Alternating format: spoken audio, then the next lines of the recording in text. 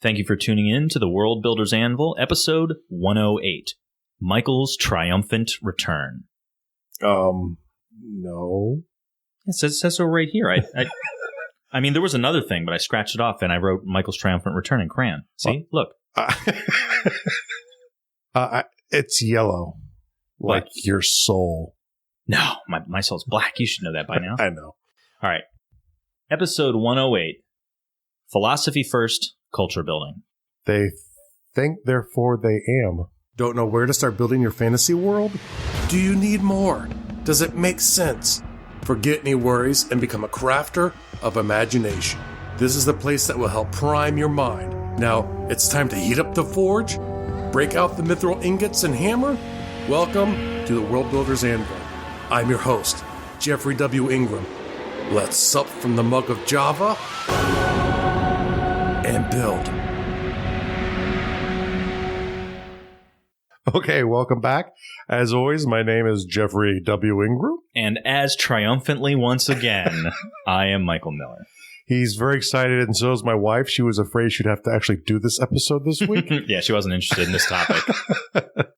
I would also like to put a correction because Jeff kind of implied that I couldn't make it last week. And that's not true at all. Christian was just really exit D to do the Fallout episode. So I said, well, you do it because I don't play Fallout 4. So why don't you do it? Actually, how exit D are you about this episode? I am exit D about anything when it comes to maps or culture. Exit D is the new term for excited because I was trying to text Jeff saying that I was really excited about today's episode, and for some reason, autocorrect turned excited into exit D. That's why I love autocorrect. It doesn't show up when you want it to. You only notice it after you hit send. You only notice it after you hit send, and it changes your swear words into nicer words, which probably helps me out when I text my mother. No, I'm joking. She would kill say me. you swear at your mother much? I wouldn't be surprised about that one. Yeah, she'd beat me, but whatever. So I listened to the Fallout episode. I really liked it. I thought it was good. Yeah, no. I want to do another episode like that, but obviously on something that I'm gonna know better than Fallout. So whether that's you, I would think Destiny. Destiny is a great one, obviously, because I play a lot of Destiny. But even it could even be like, well, we said we're gonna do episodes where we cover other like fictions and what have you. Exactly, and that won't be my first one. Those are my what I call erratic explorer episodes. Erratic explorer explorers. Gotcha. And just exploring other places, other places. Today, we're going to talk about culture building. Now, we've done this before. Yes. But last time it was it map culture building? What was the last big culture build style? It was language first. Language first. So we have the basic, and to give a quick synopsis, in our highly, how do I say this? In our highly prepared fashion, I'm currently going to the website to look up culture. Because I've completely prepared for this. I would have thought you would have opened that window already. Yeah, but I was more worried about opening up my Google Drive to figure out what the world building task is for the day, since you didn't take the care to write anything on the board like I always do. Like look at episode 107 compared to 108. Yes, and you had the time to sit down and write that. I got here. Remember, I couldn't get up here until you got here, so I didn't have time to write it. Not to mention, you have it on the Google Drive. So why would I write it if you have it on the computer already? Okay, now we can stop wasting time. I have it open. Very good, thank you, Michael. And okay, everyone, Jeff's ready now. All right. So essentially, what we typically look at from cultures, or the way I like to do it from a naturalistic standpoint, is I start with a shared experience that brings the people together. I start finding what will be the shared symbols that are the basic concepts of the culture.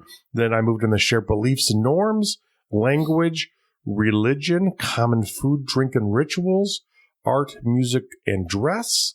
And that is what I do. And remember, I do not consider a culture a country, a race, or a thing that's fixed in time.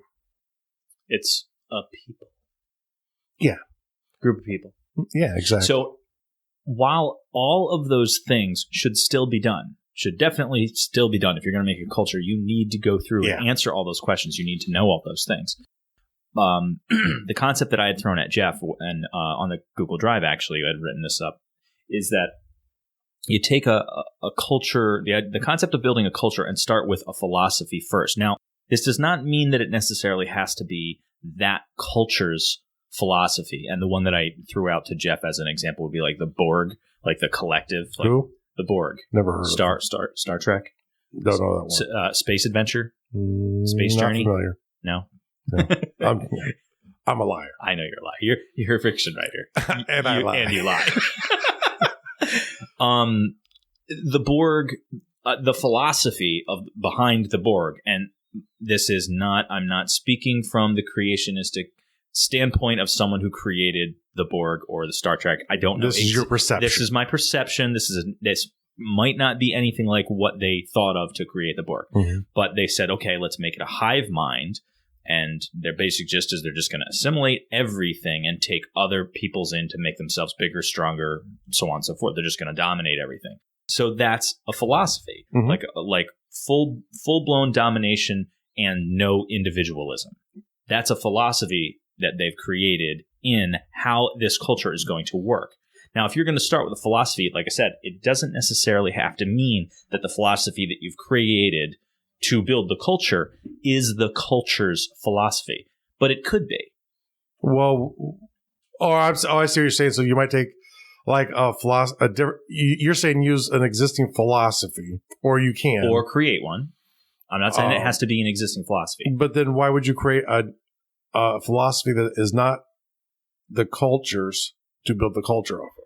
Well, like maybe going back to the Borg, like maybe for sake of argument, if I created the Borg, I could say, okay, the philosophy is that I'm going to create a culture that's just going to dominate everything. Okay. Like that's the philosophy that I want. Like, so how can I make a culture that just dominates everything? Okay, well, even the most powerful of empires and peoples have eventually lost. Mm-hmm. So how do we make it so that they don't really lose and they last longer? Okay, make them biomechanical. They're part robot. So you start building that off of the idea of like so a core idea of the philosophy, right? Okay, and it could, and like I said, the philosophy you create could be the culture's philosophy and what they build themselves around. Yeah. I'm taking it from the builder's perspective. Mm-hmm. You could move it one step down. Like you could create the philosophy at the builder's level and move it to the culture's level and then have it grow that way, which is also, I would still call that philosophy first culture building. Yeah. And I think a good thing to keep in mind when you're taking that sort of approach to world building, which is a very valid approach, because if you have this vision of, of a religion or of this, like you said, a strong identity in your brain of the culture, when you're building a culture, always start with what you know. So where I talk about how to build cultures back in episode 13, I'm talking about starting from scratch and creating a naturalistic idea. And you're sort of hitting things as cultures would hit them. But when you have an idea of what you want it to be, which I think usually you at least have something there. I mean, even like when we did the Siren rebuild a few weeks ago, even though I kind of followed this technique, I did have a few of those ideas stuck in my head, of what I wanted from them. The idea that lunar is good, solar is not necessarily bad, but, it's not great. But it's less important than the actual moons are, So I think it's a wonderful idea. And see, like with yours, and the Siren is a great example. Like the first thing you said in there, and I wanted to make a comment, but I didn't want to interrupt you when you said it earlier, was shared experience is like where you're first. Like that's one of your first things. Yeah. It's like what brought all these people together? What shared experience do they all build off of? And what I would say is you'd make for this style is you'd have the philosophy first. Yeah. The shared experience wouldn't matter. Yes. So you'd create the shared experience and have you work backwards to it. The filter would be, how does their mindset based on the philosophy that I'm building for them, how do they interpret that shared experience? Exactly. Not necessarily, well, our shared experience is that a whole bunch of raiders came in and killed most of the people. We fled and we went to the islands. So now we're an island people. And that's how we became to be. This would be more like, because you take a look at the culture that I built for your world is with Yasad's, is very religious, very steep religious and magic-based, people. And their big thing is like how they look at God and how they commune with God. but their shared experiences, they look and physically can see the maelstrom almost every day. Yeah. So you might think the shared experience of the maelstrom might be more of a focus, but that's not. It's definitely filtered through the perspective of their philosophy. It's probably more why they're there rather than it creating them. Exactly. But the point is there's probably other cultures there that see the maelstrom, and that is the big guiding force in their creation, both from the world builder's perspective and from their cultural perspective, because it's such a big influence, such a powerful shared experience. And I think you could even do this at like a level higher where, if there's some like philosophical idea you want to explore out in your brain, and sort of play a what if game, Use the culture as your test bed. Not only that, but maybe there are certain rules you apply to your world that all the cultures adhere to, just in the way they interact, or maybe certain areas of your world, this is the capitalist section, this is the Marxist section, but the cultures actually buy in and it works for them. Whereas, some people might argue economic philosophies, some people would argue both ways that they don't really work for humanity. And I'm not going to get into that too much, but one of the big things to keep in mind, though, is unless it really makes sense for the culture, and it would probably be definitely a non-human culture, cultures always vary from the ideal. So you have this ideal state of what the cultural ideals really are. And then people fit into the societies the cultures form based on how closely they get to those ideals. And now, is that to say they have, I'm trying to contextualize your use of the word ideal. Is that to say they have what they think is the perfect form of their society? Yes. Or, you've answered the question, but I'm going to give you another option anyway. Or is the ideal like ideals they hold within their society? Both. So it's sort of the ideals they hold themselves to what a proper society is. So you might have a society that holds collectiveness as the ultimate ideal, is putting the self aside and moving forward. You will have individuals in that society that are the utter opposite, who are complete individuals, and they will be probably in a negative sort of minority group in that society because they deviate from what the culture determines to be important. And now that's not always true. Like ideals like the Borg, I think that's less true because they build their own ideal. Yeah, they're odd. There are definitely exceptions to that, but in general, you have this idea of what their ideal is, and they probably are not there as a culture. Yeah, the Borg I use as an example because of the extremity of it. I wouldn't say that they have a philosophy or that they have an ideal other than there is a programmed collective. So there is no individual. Sure. So, or 5 of 7 or whatever she's called. 7 of 9. And I'm mixing it up with Battlestar right now. And the Borg Queen also was an individual. So I mean, it's just weird. There's always these elitist 1% in every society. And they're like, oh, here's the exception that proves the rule. That's right. No, I'm in charge. Me. I'm the one. The other something you just said made me think of something. Like just before when you were saying about the ideals. It brought a thought to mind, but I'm losing the thought, and I wanted to share it before I lost it. I forget it. If it comes back, I'll. Excellent. That sucks. It was good. It was a good talking point too. Well, here in Exit D Studios, we do our best to hurry right past the good ideas and get right to the recording. Yeah, right. Maybe it was something about using a culture as a test bed. I know that kind of was simmering in the back burner. So let's just talk about that for a second. So the idea of using a culture as a test bed. I don't know if... Oh, I know what it was. There was another... This is like sideways off of what we were talking before, so it may sound a little off topic, but I like it. I'm a big fan of contradiction in story, in character. So like when you build... Because for the listener, if you haven't picked up on this yet, there's contradiction all over the world, all over humans themselves, individuals, and in cultures. And here's the thing. They're true. You have them right now. You have a perspective on a thing where you think one way about it, and you think another way about it, and you think both of those things, and you agree with both of those things, but they're completely contradictory. Yes. And that's okay. That's the beauty of life right there. I mean, in my own personal philosophy, you know, it's the contradictions that make something real. It makes something believable, you know. There are very few things that you can come through where it's an absolute, you know. It's like, I mean, find absolute zero. Not going to do it. Probably. But it probably does exist to prove me wrong somewhere. But prove me wrong, I dare you. That'd be cool. So or cold. There was a story, a fantasy book that I had read a while ago that I thought was really neat. Is the basic gist is this culture very much, I wouldn't say worshipped beauty, but they definitely held beauty in higher esteem than anything else. And they were also quite a warrior class.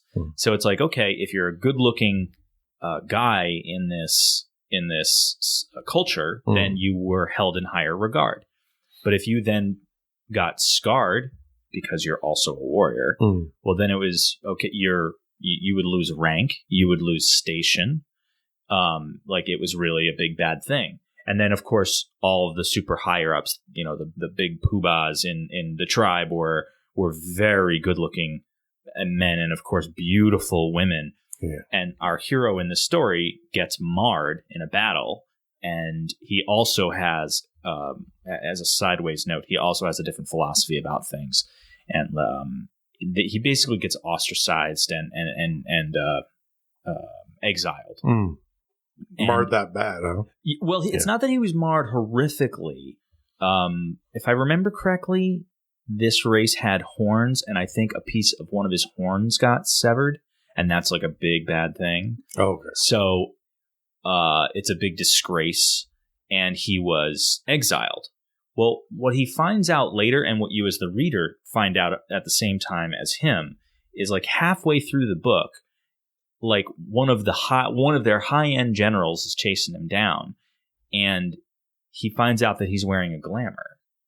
Like, here is a good-looking warrior general, and you find out that he's actually viciously scarred. He's got horrible scarring across his face. Well, he uses a glamour.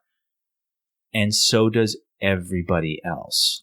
What he finds out is all of the higher-ups, all of the prettiest people, and that all fraud. All fraud. So it's like, wow, so we have a cultural ideal, but nobody's adhering to it.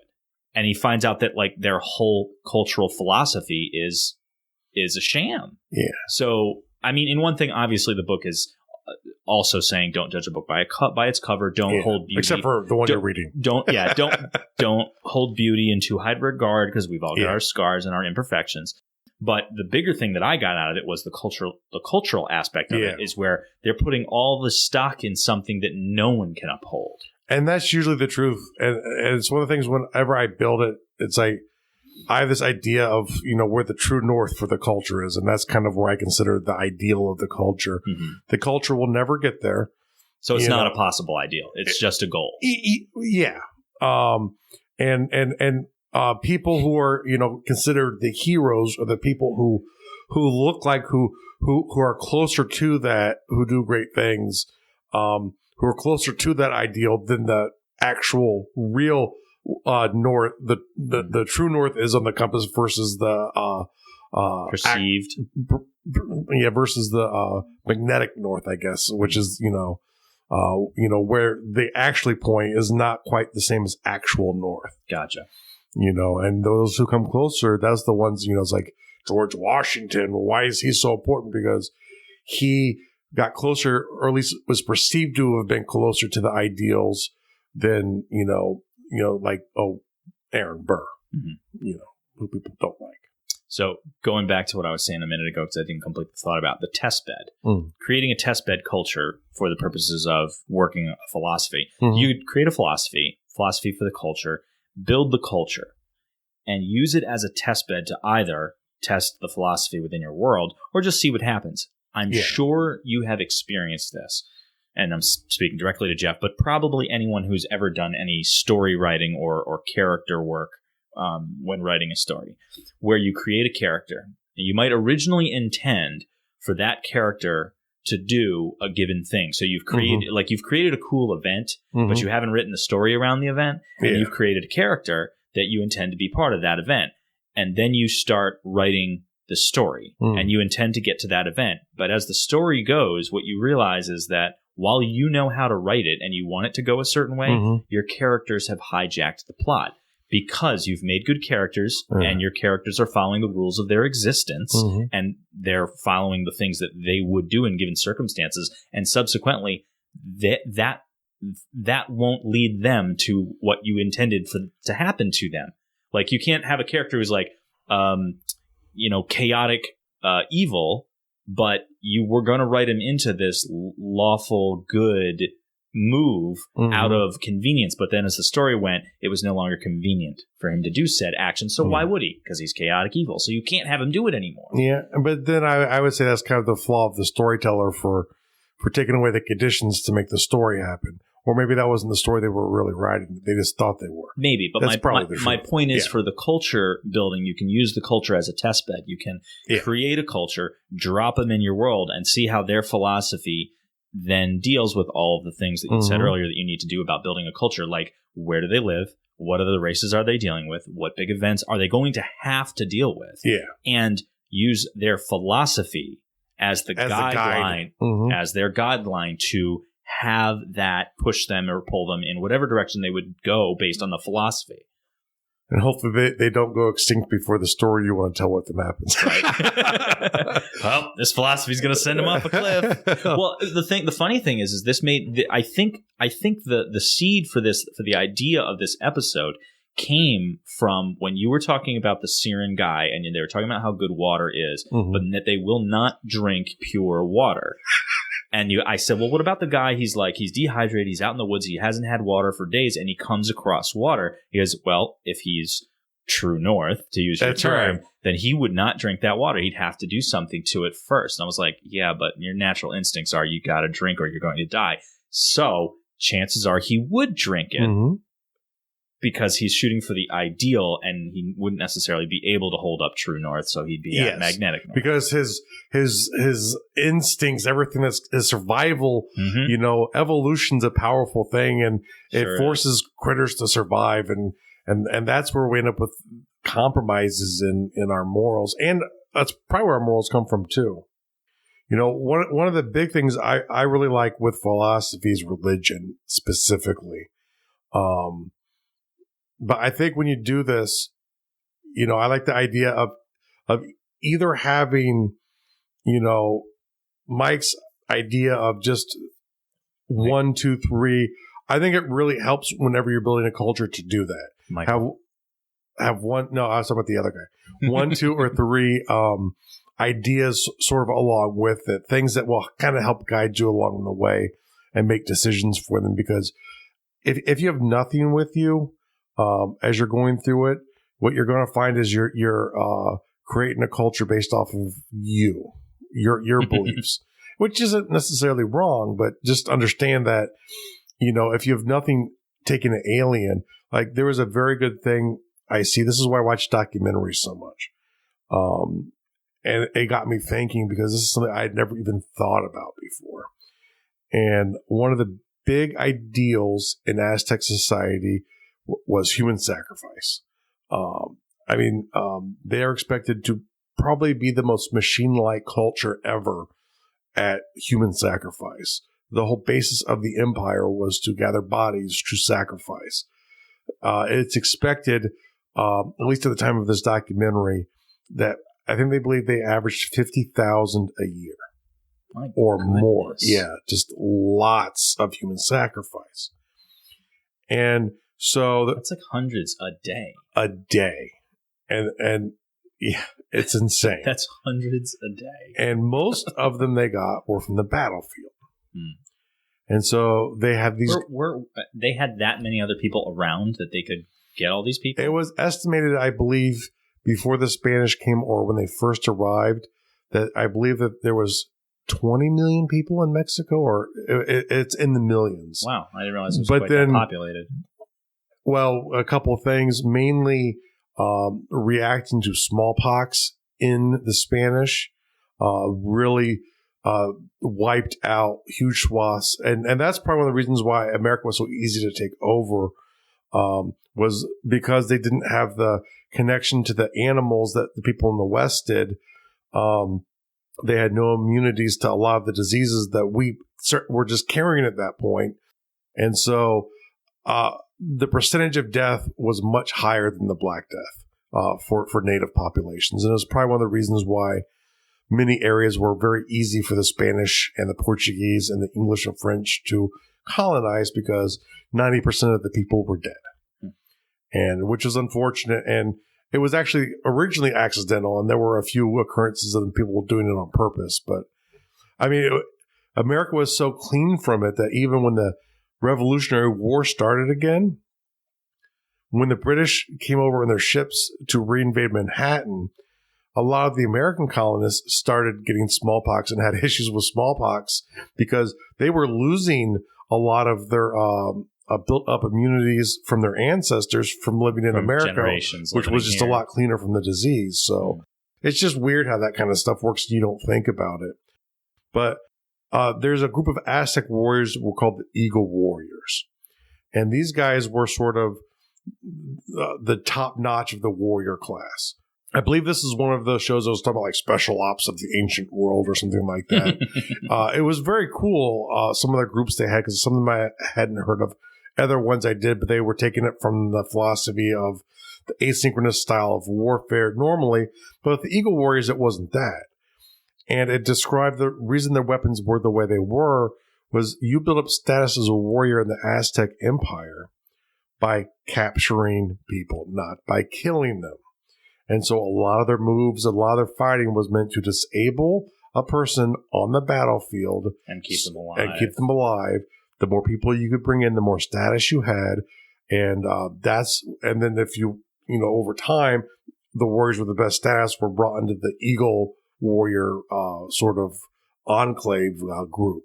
So, that's one thing why it's interesting to study, especially cultures that are alien to your own, because you'll find nuggets like that make you think and maybe apply some things to at least camouflage up the culture that you're so embedded in you don't even know it. I would doubt most people are capable when they really do cultures to completely de-Westernize a culture. If you're from the Western culture, it's probably impossible. I try very hard whenever I have to create a character.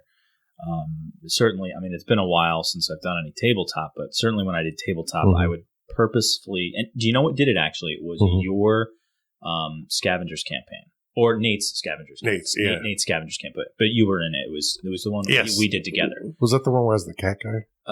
No, I think it was the ninja guy. We were all human. Yeah. It was Yumi and Aaron, or who was the third player? Ian, maybe? I think it was Ian. Yeah, you're right. It was totally Ian. So it was Yumi and Ian and and actually Dave. Famous Dave. Was it that campaign?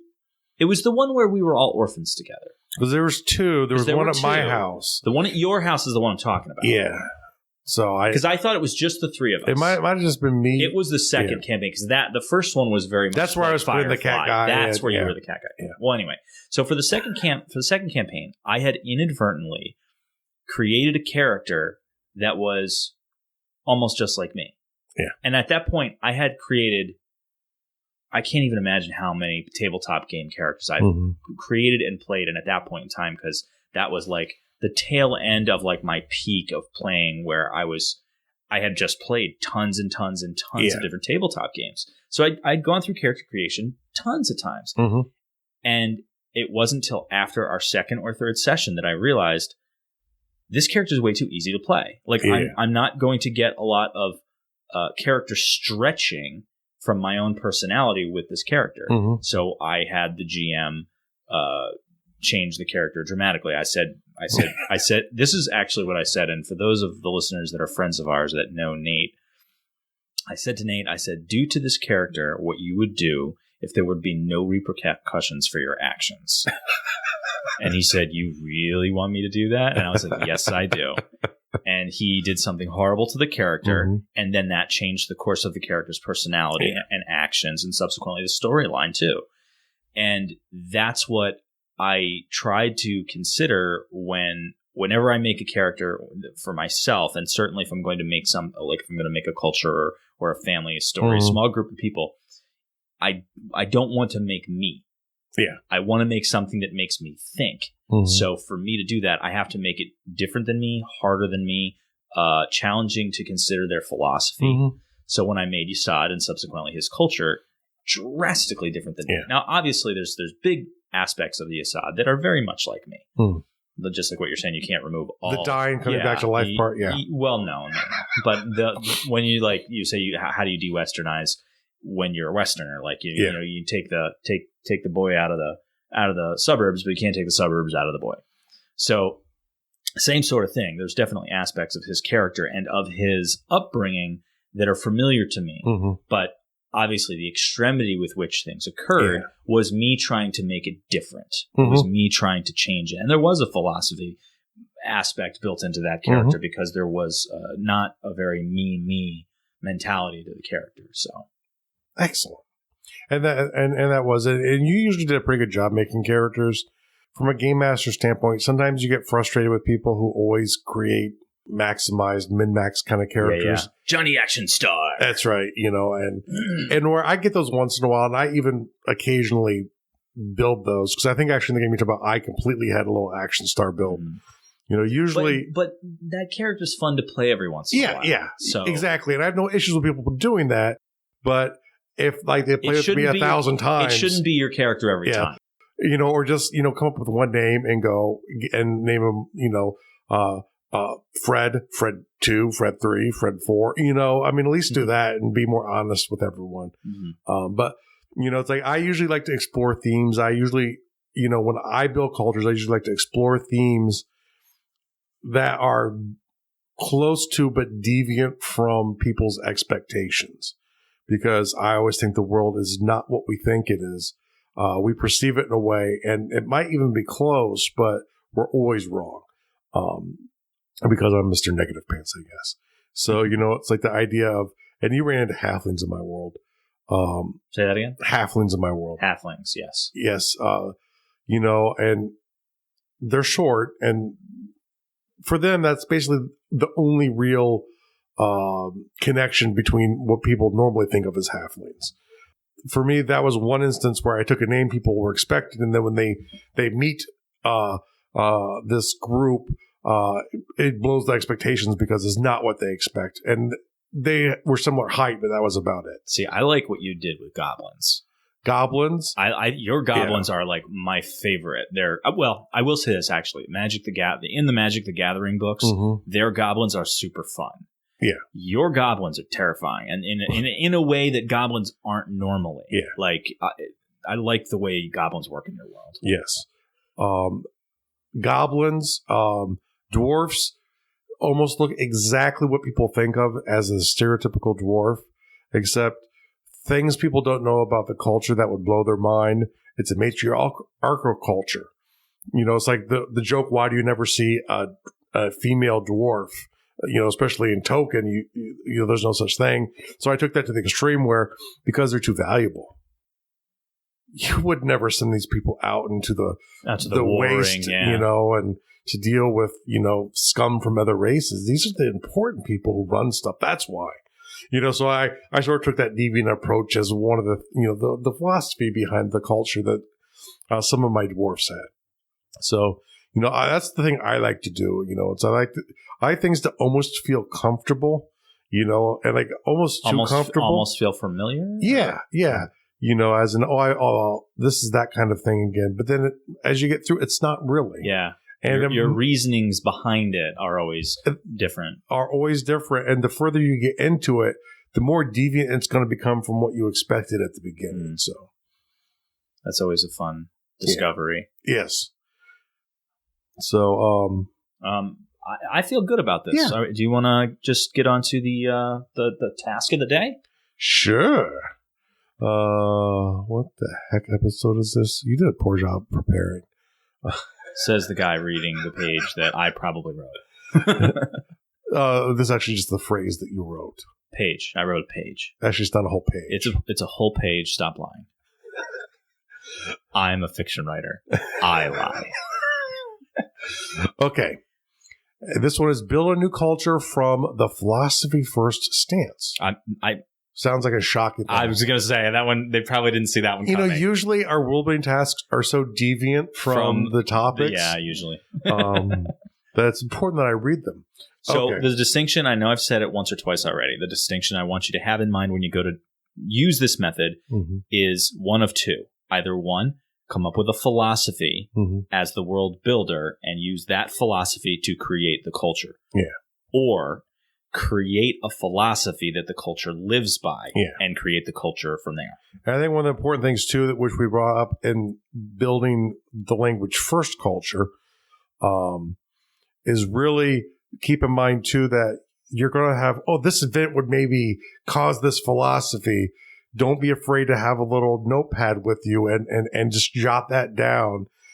These things aren't exclusively in a certain order and that you can't vary out of or you've broken the methodology. Yeah, because obviously if the reason I say do the two stages as a world builder and as the culture's specific philosophy is there'd be a culture first and then they would develop a philosophy. Yes. You as the builder creating their philosophy first and building the culture around that is a little contradictory. In troubleshooting, we call that working backwards. Yeah.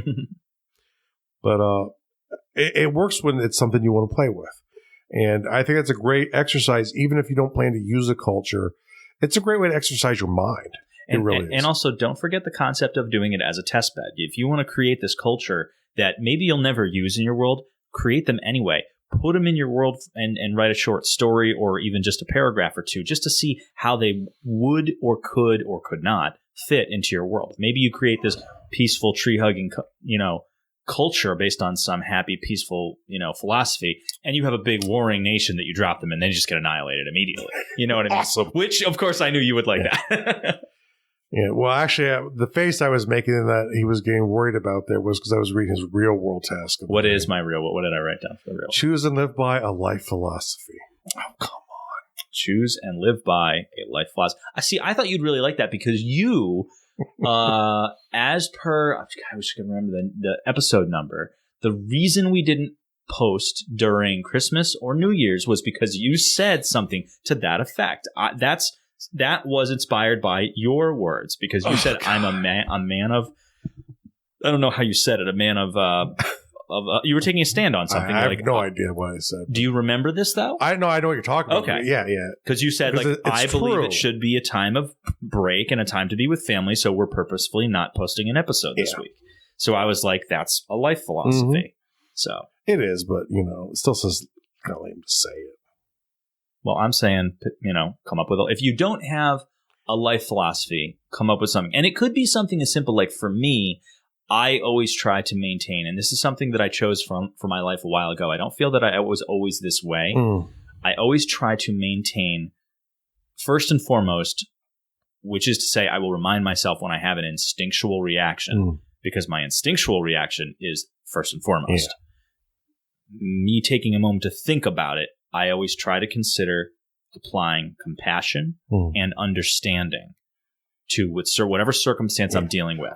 And I feel that helps me to make myself a more compassionate person and a more understanding person. I'm very similar. I also have two words, but they're too rude to actually say on the episodes. Well, because I know that from a natural standpoint, I can be very aggressive and strong-headed, and that's not the person I want to be. It's a filter you apply to yourself. Exactly. Yeah. It's not that's not the person I want to be. That's not the person I want to stand for. And it's funny because those are the two words that I've chosen for myself in my life. Somebody had not too long after me sharing that with them, they said, "Yeah, but you're a very understanding person."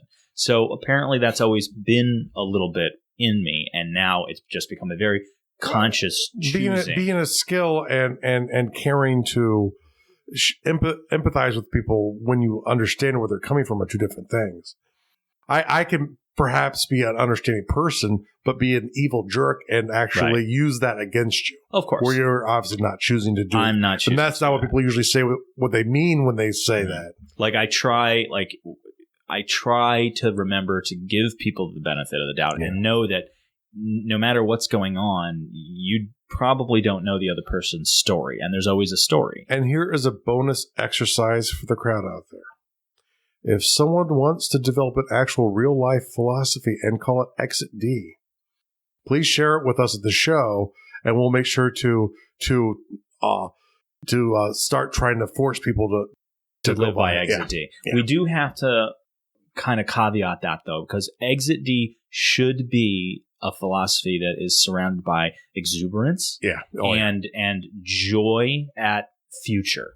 Yes. Like the exuberance and joy of what's possible in the near coming future. That should be the basis of Exit D. And not my absurd faux lying bedracum vocabulary meaning, which I won't go into. Yeah, you should have seen what Jeff texted me earlier. So, speaking of what's to come, what's a tease? The tease for next episode is we're going to go over some of the world building organization tips, some of the basic things that I do to try and help stay organized when I'm world building and story creating. Cool. Sounds helpful and useful. Well, we have to have one a year. And as always, make sure to go to gardul.com. That's GARDUL.com for the show notes. It'll be under podcasting, World Builders Anvil. That's a great place to get all of the information from the episode that you've just listened to and to see all the resources that we've talked about in this episode. Thanks for joining us this episode of the World Builders Anvil. Please be sure to rate and review us in iTunes, and please help get the word out to your friends about our show. And join me, Jeffrey W. Ingram at gardul.com to see the progress of my world and learn why I made the choices I did. And please contact me and let me know the topics you would love to hear in the future. Now strike while the myth rolls high.